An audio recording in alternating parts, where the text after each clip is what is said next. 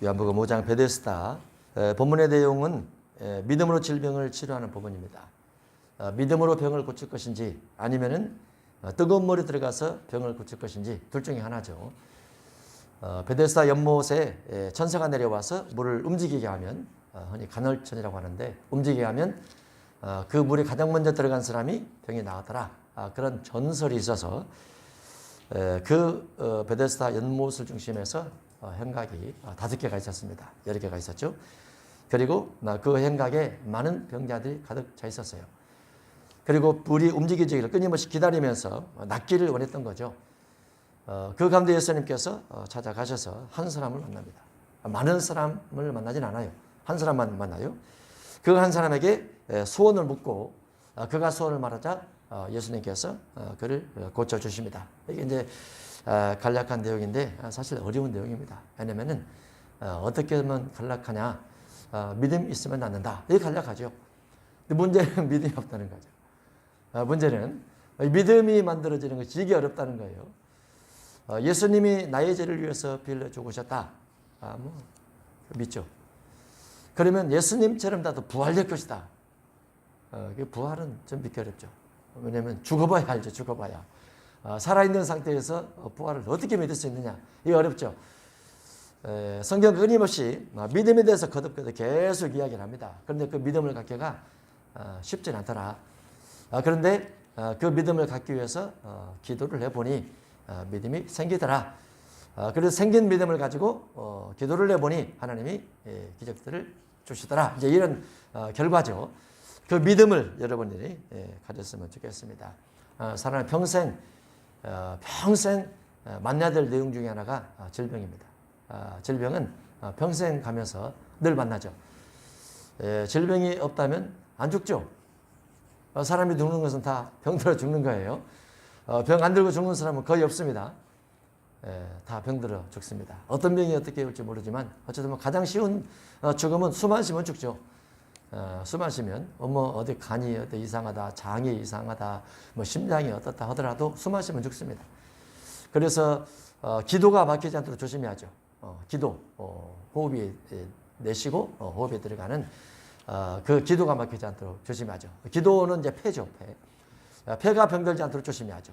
폐가 병드는 가장 쉬운 방법은 이제 담배입니다. 폐 때문에 숨을 못 쉴 수가 있어요. 그래서 폐 관리도 잘해야 되겠죠. 폐 옆에 이제 심장이 있죠, 심장.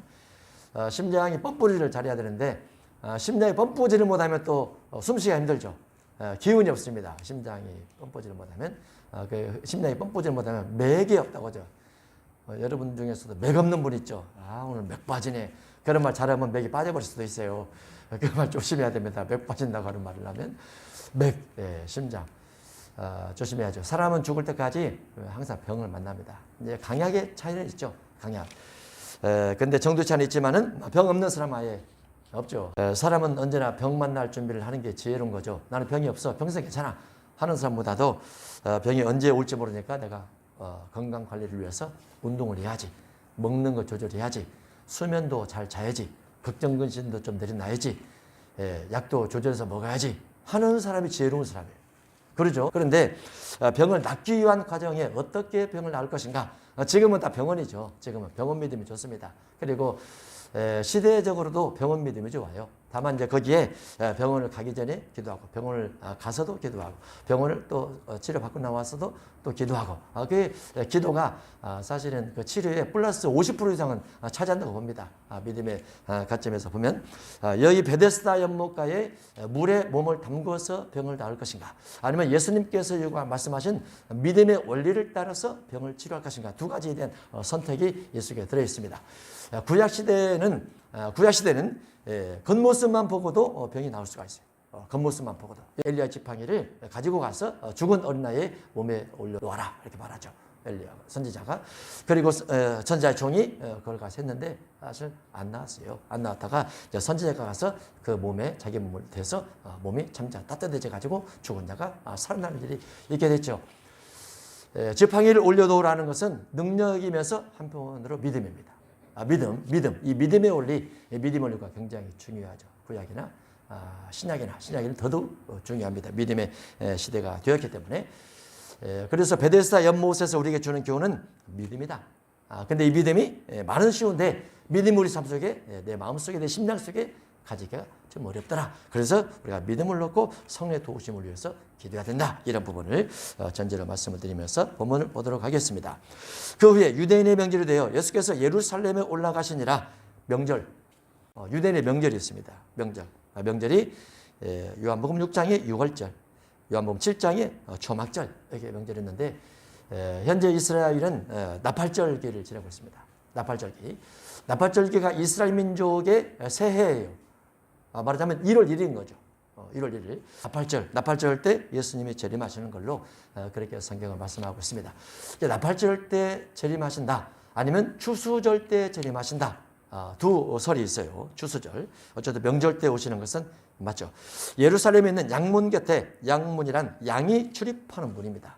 양문 곁에 히브리 말로 베데스다라는 곳이 있는데 거기 행각 5이 있고 그 안에 많은 병자, 맹인, 다리 저는 사람, 혈기 마른 사람들이 누워, 여러 질병 가진 사람들이 거기에 누워 있습니다. 질병은 어디서 오나 이런 생각을 해봤어요. 질병은 무엇 때문에 오나? 질병은 사람의 유익을 위해서 하나님이 주신다. 질병은 사람의 유익을 위해서 하나님이 주신다. 병이 없는 세계는 지구상에는 없습니다.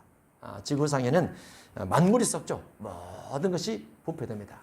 썩는다, 부패된다라는 것은 뭔가 좋지 않는 바이러스가 생긴다 그 말이죠. 그래서 지구상에는 병이 없는 곳은 없어요. 다만 병이 있는데 이 병이 때로는 유익을 주더라. 병이 있는 사람들 깨어 있습니다. 병이 있는 사람은 나으려고 합니다. 병이 있는 사람은 노력을 합니다. 병이 있는 사람은 운동을 더 하려고 합니다. 먹는 것도 조절하려고 끊임없이 뭔가 아이들을 위해서 뭔가를 하려고 하는 유익성이 있죠. 병이 없는 사람은 아무거나 다 먹죠. 아무거나. 좋지 않는 것도 다 먹어버립니다. 병이 없다고 하면서. 그래서 질병이 사람에게 유익을 줄 때도 있다. 질병은 사탄이 준다. 가로 열고 X 가로 닫고. 질병은 사탄이 주지 않습니다. 하나님께서 사탄을 명하여 하나님께서 사탄을 허락해서 주기는 해요. 그래서 여호와의 부리신 낙신, 여호와께서 사탄을 통해서 욥의 가정에 병을 주었더라. 욥에게 병을 주었다. 이런 부분이 있습니다. 질병을 사탄이 준다. 우리가 기도할 때는 사탄도 쫓고 질병도 쫓고 그렇게 하긴 하지만은 만약에 사탄이 질병을 준다면 하나님보다 사탄의 능력이 많을 수가 있어요. 근데 하나님 아래 사탄이 있고 사탄이 하나님 앞에 본래 천사였다가 범죄해서 하나님이 그를 심판해서 하나님의 부리는 종을 만들어버렸기 때문에 사탄의 모든 역사는 하나님이 허락 없이면 되지 않습니다. 그래서 질병은 자기 마음 따라 사탄이 질병을 준다. 이건 아니에요. 질병은 사람의 죄로 말미암아 하나님의 허락으로 천사가 준다. 질병은 사람의 죄 때문에 하나님의 허락으로 사탄이 준다. 둘 다 같습니다. 사람이 어떤 언약을 어기게 되면 하나님이 질병을 주는 거죠. 언약을 어겼을 때 질병이 주로 옵니다. 근데 그것이 너무나 광범위해서 이것이 하나님이 준 질병이냐, 이것이 사단을 통한 하나님의 허락하심이냐, 이런 것들은 분별이 잘 안 되죠. 다만 우리가 질병이 주어지면 질병 고치는 거예요. 질병이 주어지면 고치는 거죠. 다만 이제 질병 고칠 때 믿음의 요소가 굉장히 큰 작용을 합니다. 우리가 플라시보라고 하죠. 플라시보. 마음을 이루하고 마음을 힘되게 하고 긍정적인 마음을 갖고 노력하고 희망과 꿈을 갖게 만들면 질병이 좀 더 잘 낫죠. 믿음의 원리가 들어있기 때문에 그런 거죠. 질병은 사람의 부주의에 의해서 생긴다. 부주의에 의해서 생길 수 있죠. 어떤 무거운 짐을 한쪽으로만 든다든가 그러면 어깨가 들어지고 뼈가 들어질 수밖에 없죠. 양쪽에 공평하게 들여야 되는데 사람은 좌측과 우측 중에서 한쪽이 더 힘이 셉니다. 한쪽 팔이 더 길거나 다리가 더 길게 돼요. 그러면 이제 뼈가 들어지죠. 그러면 이제 앞병이 생기죠. 공평하게 이렇게 돼야 되는데 가방도 그러면 학교 갈 때 가방을 2개 들고 다녀야 되나? 좀 이상하죠. 어깨에다 메고 다니죠. 지금은 어깨에다 메고 다니는데 어깨에 메고 다니는 것도 어깨가 좀 처지긴 해요. 그래서 끊임없이 운동이 좀 필요하기도 하죠. 천사가 질병을 치료한다. 천사가 질병을 치료한다? 이건 없습니다. 제 기억은 없어요. 하나님이 치료하고 성령이 치료하고 하나님의 명에 의해서 또 치료받기도 하고 명령 선포에 의해서 치료받기도 하고 또 하나님의 선지자가 치료하기도 하는데 천사가 질병을 직접 치료하는 부분은 거의 없는 것 같아요. 천사가 질병을 주긴 합니다. 그러나 질병을 치료하는 부분은 못 본 것 같아요. 제가 성경을 어제 이것 때문에 막 찾아봤어요. 찾아봤는데 하여간 제 눈에서는 안 보였어요. 여러분 혹시 성경을 읽다가 천사가 질병을 치료한다 이런 부분에서 저에게 꼭 문자를 주시기 바랍니다. 그러면 제 책을 다 수정을 해야 되기 때문에. 천사가 왜 질병을 주지 않느냐? 천사가 질병을 주면 사람들이 하나님께 기도하지 않고 천사에게 기도할 거예요. 그러겠죠? 만약에 우리 강단에 있는 십자가가 질병을 치료한다 그러면 하나님께 기도하지 않고 십자가만 바라보면서 기도를 할 겁니다. 뭔가 물리적인 대상물이 있을 때, 또 영적 존재의 대상물이 있을 때 그 대상물을 통해서 뭔가 체득되어진 사람은 그게 신이 될 수가 있어요. 그래서 성경 속에는 천사가 질병을 치료하는 부분을 직접 기록은 안 해놓은 것 같아요.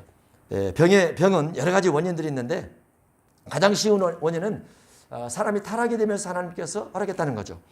여자의 우선과 뱀의 우선이 싸운 가운데서 거기서 질병이 생깁니다.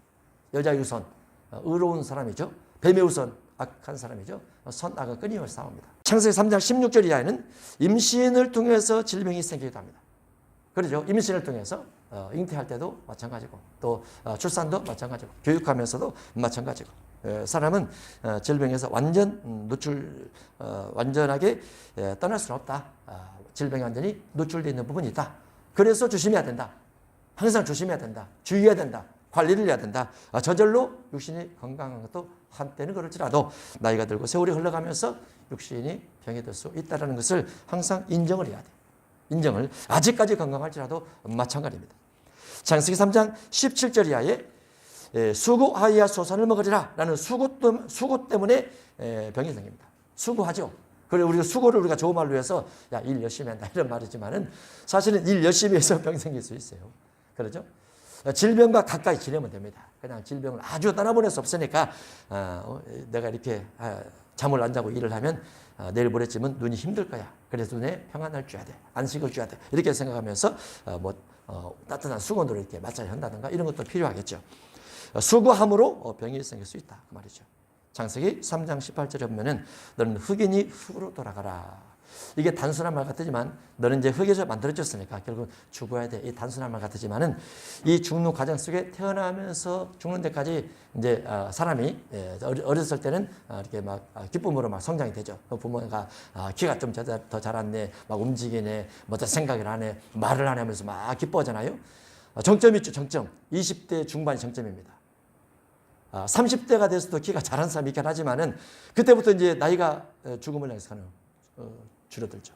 점점 모든 세포가 줄어듭니다. 그래서 사람은 태어나면서 죽음을 향해서 가면서 늘 질병이 있어요. 항상 질병이 있다. 그래서 질병이 있다라고 생각하고 질병이 주어질 것이라고 생각을 해서 건강관리를 반드시 해야만 된다. 건강관리. 예수님 당시에 베데스다 연못가에는 그때 당시에는 2000년 전이니까 사회적 환경, 의료적 환경이 별로 좋지 않았죠. 그리고 그 당시의 사람들은 육신에 병이 있는 사람들이 이 물이 움직일 때 이곳에 가장 먼저 들어간 사람이 병에 낫는다라는 소문 때문에 다 그곳에 모여들게 됐어요. 그런데 그때 요한복음 2장에서 예수님께서 물을 변하여 포도주 되게 하시고 그리고 왕의 신하의 질병을 고쳤다는 선제적 어떤 경험들이 있습니다. 그리고 예수님께서 병을 고쳤다는 소문들이 그 동네, 그 과에 쫙 퍼졌을 거예요. 예수님께서 말씀만 가지고 예수님께서 언어만 가지고 병을 고치더래 라는 소문이 쫙 퍼졌을 겁니다. 그런데 그 소문이 베데스다 연못까지 갔는지 안 갔는지 모르지만 어쨌든 베데스다 연못가에는 행각 다듯이 있고 그 안에 사람들이 많이 있게 됐어요. 그런데 우리가 본문을 보면 물의 움직임을 기다리니 그 앞에 괄호가 있습니다. 물의 움직임을 기다리니 이는 천사가 가끔 못에 내려와 물을 움직이게 하는데 움직인 후에 먼저 들어간 자는 어떤 병에 걸렸든지 낫게 되므리라 해서 괄호가 닫힙니다. 이 대괄호의 의미는 이 본문은 없을 수도 있다. 그러나 있을 수도 있기 때문에 넣어놨다 라고 보는 부분입니다. 왜냐하면 우리가 성경을 번역하는 과정에 성경의 사본들을 인용을 하는데 성경 사본 가운데서 어떤 사본은 이런 내용이 빠져 있고 어떤 사본은 이런 내용이 들어가 있어요. 그래서 이런 부분들은 100% 전부가 다 들어가는 게 아니기 때문에 여기 대괄호를 이렇게 해놨는데 대괄호는 있을 수도 있고 없을 수도 있지만은 저는 이런 부분이 그 당시에 전설 따라 삼천리가 아닌가 이렇게도 봅니다. 그 당시에 왜냐면은 천사가 물을 움직여서 병을 낫게 하는 부분이 있을 수가 없어요. 한편으로 보면은 아까도 얘기했듯이 천사가 병을 고친다면 사람들이 천사 할 겁니다. 구약에는 여호와여 여호와여 야훼여 이렇게 불러야 되거든요. 신약에 예수님이여 예수 그리스도여 주여 이렇게 불러야 되거든요. 근데 자신의 육신의 질병 때문에 천사여 이렇게 부르면 전체적인 성경 전체적인 부분에서 맞지 않는 부분이 또 하나가 있고, 또 사람들이 질병에 걸렸을 때 하나님을 찾는 대신 다 그리로만 갈 겁니다. 그러면 그 장소가 우상 숭배 장소가 되죠. 그래서 전체적인 문맥에 맞지 않기 때문에 이거는 다가로로 이렇게 표현하는 것이 맞다라고 생각이 되는 것이죠. 구약에 이런 사건이 하나가 있습니다. 민수기 21장 9절에 모세 시대에 이스라엘 백성이 죄를 지어서 하나님께서 불뱀으로 물게 합니다. 뱀이 물어죠. 많은 수만 명을 뱀이 물어요. 그래서 질병이 생기죠. 근데 모세가 하나님께 기도하니까 하나님께서 놋뱀을 만들어 장대 위에 달라. 그러면 뱀에 물린 자가 놋뱀을 쳐다본 즉 모두 살더라. 이렇게 돼 있어요. 뱀에 물린 사람이 모세가 장대 위에 단 뱀을 바라보면 병이 낫습니다. 나아요. 어떻게 나았을까? 그래서 사람들이 생각할 때 놋뱀을 가지고 놋뱀을 만들어서 우리 집에 두고 늘 쳐다보자. 놋뱀을 늘 쳐다보자. 그 놋뱀을 만들어서 사당을 지어서 그 속에 넣어놓고 늘 바라보자. 늘 분향을 올리자. 그러면 우리 병이 나을 것이 아닌가 라고 생각을 하게 된 거죠. 그래서 왕하 18장 4절 이하에 히스기야 왕 시대에 모세가 만들었던 놋뱀을 이스라엘 자손이 이때까지 향하여 분향함으로 우상숭배가 되어버렸어요. 우상숭배. 그래서 히스기야 시대에 그것을 부숴버렸습니다. 부숴버렸어요. 어떤 부족한 세속적인 부족 같은 역할을 할 수 있는 것은 예수님 당시에나 구약 시대에 안 맞는, 그거는 여호와의 이름, 예수님의 이름, 그것도 믿음을 통해서 낳는 부분이 필요했던 거죠. 하나님께서 모세에게 놋뱀을 만들어 장대 위에 달라. 그걸 쳐다본 적 나으리라 또는 살리라 이렇게 말씀하신 배경 속에는 그 속에 믿음이 들어가는 겁니다. 믿음이. 그래서 요한복음 3장 14절에 모세가 광야에서 뱀을 준 것 같이 인자도 들리하리니 이는 그를 믿는 자마다 그러면 놋뱀을 바라보면서 하나님께서 이렇게 말씀하셔서 놋뱀을 쳐다보면 낫는다고 나는 그걸 믿어 하면서 바라본 사람이 낫더라고 말이죠. 믿음입니다. 믿음. 이는 그를 믿는 자마다 영생을 얻게 하려 하심이라. 결국은 놋뱀이 낫게 하는 것이 아니고 믿음이 낫게 했다라는 기본 전제, 기본 원리가 구약에도 그대로 적용이 되고 신약으로 와서도 이대로 적용이 돼야 되는 거죠. 예수님께서 그 환자 많은 곳에 갑니다. 거기 38해 된 병자가 있더라. 예수께서 그 누운 것을 보시고 병이 벌써 오랜 줄 아시고, 병이 오래되면 신체 조직이 이상이 되죠. 이상이 많이 됩니다. 오래될수록 얼마 되지 않는 것은 조직이 크게 이상하지 않으니까 쉽게 고쳐질 수 있을 것 같아도 오래된 것은 좀 어렵다라고 우리 스스로도 생각을 하죠. 이것은 날 때부터 주어진 병입니다. 이것은 10년 된 것입니다. 이것은 20년 된 것입니다. 이렇게 스스로 부정적 견해를 만약에 가지고 있으면 믿음에서는 걸림돌이 됩니다. 믿음으로 치료할 때는 사도행전 3장 1절에 나면서 못 걷게 된 이를 만나게 되는데 베드로가 그거를 개의치 않습니다. 그리고 그에게 예수님의 이름을 건네주죠. 그리고 그가 일어나 걷습니다. 요한복음 9장에는 날 때부터 맹인된 사람을 보게 되는데 라피어 이스라엘 맹인으로 난 것이 누구의 죄 때문입니까? 자기 때문입니까? 부모 때문입니까? 예수께서 이르시되 그에게서 하나님이 하시는 일을 나타내고자 하심이라 하고 고쳐줍니다. 날 때부터 어떤 병이 있다할지라도 그거는 그것이고 병의 신체적 조직, 신경적 조직, 병의 유발 그런 부분을 파악을 해서 예수님이 여기다 믿음으로 고쳐버리는 겁니다. 그래서 병이 오래됐느냐 오래되지 않았느냐 이것은 개인의 생각 차이죠. 생각 차이. 아무리 오래됐을지라도 주님은 고쳐. 이렇게 생각하면 쉽지 않습니까? 주님에 대한 믿음이 크다고 하면 예수님께서 그 환자를 만나서 이르시되 네가 낫고자 하느냐? 네가 낫고자 하느냐? 라고 예수님께서 환자에게 묻습니다. 예수님께서 베데스다 연못가에 행각 다듯이 있고 많은 환자들이 있는데 한 사람에게만 가서 물어요. 한 사람에게만. 환자 전체를 향해서 여러분 내가 왔어. 내가 왔으니까 걱정하지 마시오. 저 물이 아니고 내가 선포하면 여러분 다 낫게 될 것입니다. 이렇게 하지 않았어요. 그렇게 하지 않았어요. 그 한 사람만 찾아가서 네가 낫고자 하냐 묻습니다. 그 말은 네 속에 믿음이 있느냐라는 거죠. 소문에 들었던 예수가 나다. 백부장 왕의 신하를 고쳤던 그 예수가 바로 나야. 네 손은 무엇이냐? 네가 낫고자 하느냐? 라고 묻고 있는 거죠. 우리가 어떤 질병이 있을 때, 어떤 상황이 생겼을 때 우리 마음속에 소원이 있느냐. 이게 중요합니다. 소원이 있느냐. 이게 중요해요. 우리 평생 살아가면서 병은 만날 수밖에 없다고 그랬죠. 평생 살아가면서 물질도 관련될 수밖에 없죠. 그렇죠? 물질 없이 어떻게 삽니까? 살지 못하. 다만 먼저 그 나라와 그 의를 구하는 부분이 있지만은 그 나라와 그 부분도 구제로 생각한다면 구제하려면 반드시 물질이 있어야죠. 그렇죠? 건강해야죠. 질병에 대해서 나을 수 있는 여건을 마련해야죠. 물질을 가지고 누군가를 구제를 해야죠. 끊임없이 배워야죠. 죽을 때까지 배워야 돼요. 안 배우고 살아갈 수는 없어요. 안 배우고 살아갈 수는 없어요. 왜냐하면 내 주변에서 끊임없이 나보다 더 발전돼서 앞으로 가는 사람이 있으니까 그러면 내가 뒤처지잖아요. 그래서 운명할 때까지 계속 뭔가는 학습, 교육을 합니다. 그 배우는 것 중에서 학교 다닐 때 공부가 제일 쉽다고 하죠. 그렇죠. 학교 다닐 때 공부. 학생들은 학교 다닐 때 공부가 제일 싫다고 하고 어른들은 사회생활 하면서 힘들다 보니까 그래도 학교 다닐 때가 제일 쉽다고 하죠. 공부. 그렇죠. 공부가 제일 재밌는 것이 없어요. 저도 다시 돌아가면 또 공부를 안 할지 모르지만은 지금 공부하는 게 너무 재밌습니다. 저는 공부하는 거 너무 재밌어요. 너무 즐겁고 행복해요. 새롭게 깨달아가는 것도 신기하기도 하고, 그 대신 목적이 있어야죠.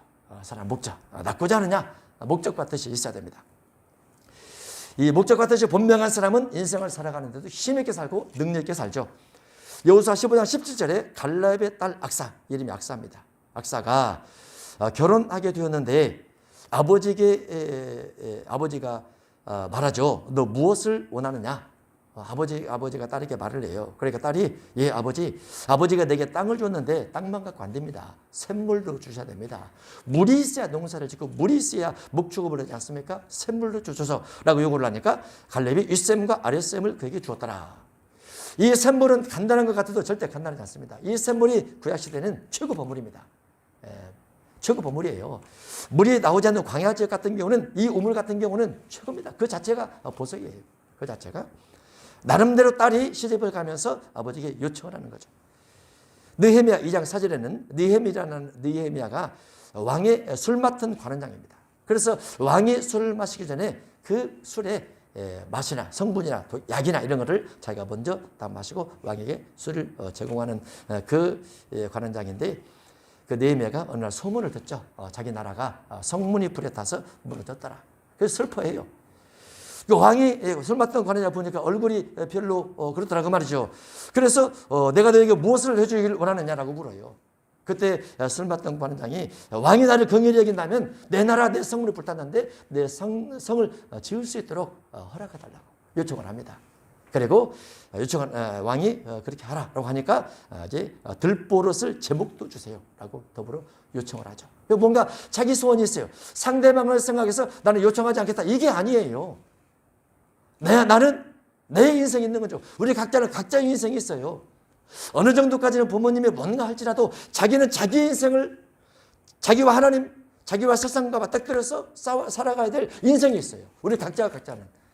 때로 부모가 옆에서 협력하고 형제가 협력하고 주변인들이 협력하죠. 회사가 협력하고 사업을 하면서 주변이 협력하죠. 근데 협력 외에는 큰 힘이 안 돼요. 근데 그 협력하는 사람들도 본인이 열심히 뭔가 하려고 할 때 협력하는 거지 가만히 있으니까 저절로 협력한다. 그 나중에 욕도 먹습니다. 나는 가만히 있는데 왜 도와주는 거예요? 하고. 그런 사람도 있어요. 인생은 나와 내가 살아가는 거예요. 뭘 가지고? 꿈을 가지고.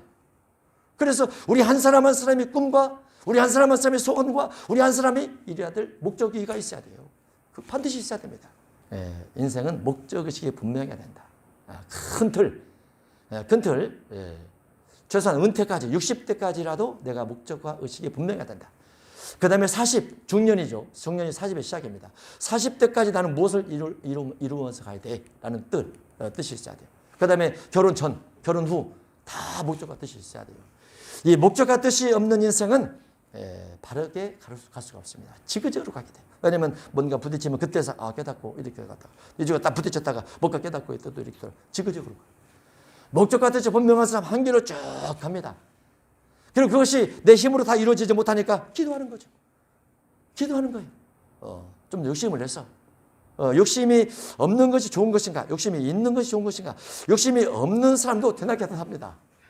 욕심이 없는 사람도 대낮게는 살아요. 그 욕심이 선하고 의롭고 경건하고 이웃을 사랑하고 우리가 그리스도인이니까 돕고 협력하고 이런 부분에 욕심을 부려서 내가 좀 더 선한 일들을 많이 하며 살면 좋겠다. 그것이 하나님의 나라의 상급이 될 수 있죠. 하나님의 나라 상급이. 이 땅에서 보상을 받지 못하면 하나님 나라 받습니다. 그러나 이 땅에서도 반드시 보상을 받게 돼 있어요. 그것이 잘못된 욕심이 아니고 세속적 세상적 욕심이 아니고 하나님께서 내게 주신 생명, 하나님께서 내게 주신 인생, 이것을 어떻게 아무렇게나 살아갈 수 있느냐? 안 된다. 안 된다. 주님이 나를 위해서 죽으셨는데 내 안에 하나님의 성령이 계시는데 내가 보란듯하게 한번 살아봐야지, 살아내봐야지 이런 마음을 가져야죠.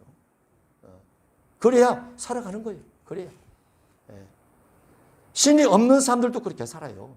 하물며 선하신 하나님을 믿는 사람들은 이 부분에 마음을 굳게 먹고 기도와 싸우고 사단과 싸우고 마귀와 싸우고 악과 싸우면서 내 자신을 만들어가는데 최선을 다해야죠. 그렇게 살아도 다 못 살아요. 그렇게 살아도. 그 예수님께서 그 베데스다 연못가에 38년 된 병자에게 너 낫고자 하느냐? 묻고 있죠. 그러니까 환자가 예를 들면 뭐 괜찮습니다. 다른 사람 고치세요.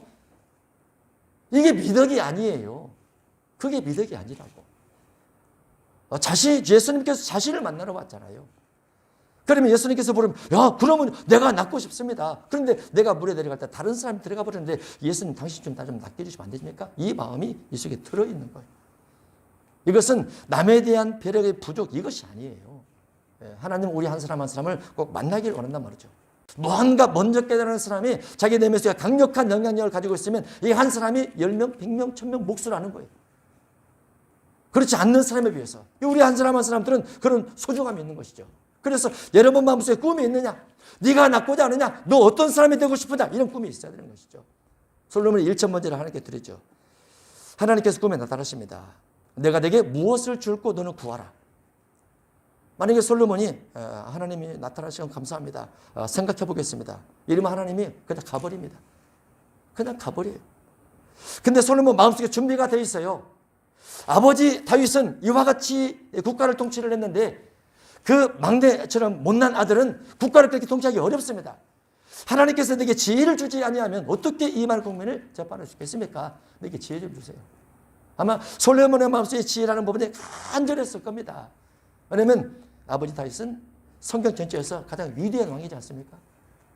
그러다 보니까 아버지와 비교를 자기가 부족하니까 아버지 이상으로 지혜를 구하는 거죠. 그런데 다윗보다도 솔로몬의 지혜가 훨씬 더 많습니다. 어마어마하죠. 어마어마해요. 어떻게 보면 꿈 한 번 꾸고 어마어마한 사람이 된 거예요. 그런데 그 내면 속에 마음속에 네가 낫고자 하느냐? 소원이 있었다는 거죠. 소원. 명확한 소원. 확실한 소원. 그리고 그 확실한 소원이 하나님을 불러드릴 만한 간절함이 있었어요. 하나님께서 나타나신 거고. 병자가 대답하되 주여 물이 움직일 때 나를 못에 넣어주는 사람이 없어 내가 가는 동안에 다른 사람이 먼저 내려가나이다. 히브리서 11장에 믿음은 바라는 것들의 실상이죠. 그래서 그 환자는 나도 낫고 싶다 그거죠. 낫고 싶다. 근데 나를 누가 못에 넣어주지 않고 자기들이 먼저 가버립니다. 나도 낫고 싶다. 그 믿음을 가지고 있었어요. 누가 18장 1절에 보면은 오죽 예수님께서 이 예화를 넣어놨을까 이런 생각을 합니다. 오죽하면 이 예화를 넣어놨을까? 제발 기도를 해라. 네 마음의 소원이 무엇이냐? 네 원한이 무엇이냐? 원한 기도를 하라고 예수님께서 예화를 넣어놨어요. 하나님께서 밤낮 부르짖는 택하신 자들의 원한을 풀어주지 않으시겠느냐? 너 원한이 뭐야? 없습니다. 다 용서합니다. 다 사랑. 그거 말고 원한. 없다니까요. 아니 그거 말고 원한.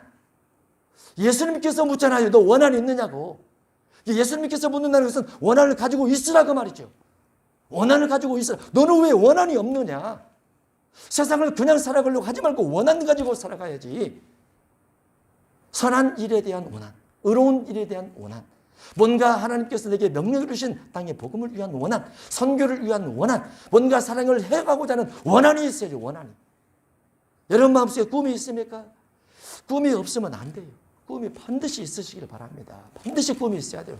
그걸 하루에 한 번씩이라도 기도하면서 거울을 바라보면서 거울에서 붙여놓고 나는 이것이 원한이야. 나는 이것이 꿈이야. 이것이 성취될 때까지 나는 멈추지 않고 달려갈 것이야. 이런 마음을 먹어야죠. 그저 사회적 환경에 따라서 환경적 여건에 따라서 주어지면 주어진 대로 안 주어지면 안 주어진 대로 그게 좋은 성격이 절대 아닙니다. 만약에 하나님께서 천지를 창조하신 창세기 1장 1절에서 천지를 창조하시면서 세계야 네가 맘대로 흘러가 버리라 이렇게 창조를 했다면 창조가 아니죠.